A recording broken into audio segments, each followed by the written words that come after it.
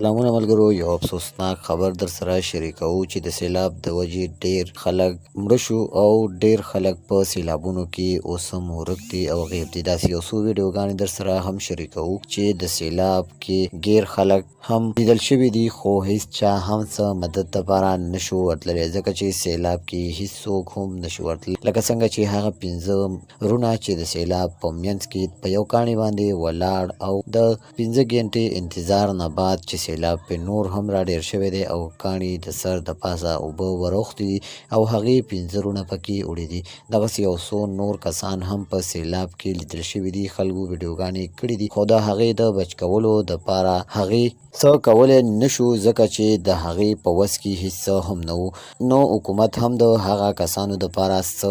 اعلان نه دی کړی چې د هغې نه بعد چې کله هغه 15 رونه په سیلاب کې لو شوي دي او هغه پکې تللی دي، نو د هغې نه بعد حکومت اعلان وکړو چې کم سیلاب ځپلي خلک دي د هغې د مدد وکړی شي او سرکاري کسان هم راغلي دي او د حکومت د طرفه هلیکاپټرې هم راغلي دي چې کوم په سیلاب کې غیر کسان دي د هغې د رایستلو کوشش کوي. د W1122 کسان هم ډیر کوشش کوي او ډیر په محنت کې لګیا دي. خو نن سبا چې په خیبر پښتونخوا باندې ډیر زیات سیلاب راغلی دی او د ډیر زیات سیلاب د وجې ډیر کورونه هم وران شوي دي. په خیبر پښتونخوا کې خاص کر په سواد باندې د ټولو نه غټ سیلاب راغلی دی او داسې ویل کېږي چې دا سیلاب به د 2010 نه هم غټ سیلاب وي. د هغې نه باوجود په 400 کې هم ډیر زیات غټ سیلاب راغلی دی چې ډیر زیات ورانی کړي دي او په شب قدر مونډه کې د مونډې فول هم غورځولی دی. قدرمن دوستانو، دغه معلومات مو تر تاسو هم را رسول چې تاسو ترې هم خبر شئ. د هغه خلکو په حق کې دعا وکړئ چې کوم خلک په سیلابونو کې ډوب دي او که د کومو خلکو کورونه په سیلابونو کې تللي دي، چې الله پاک یې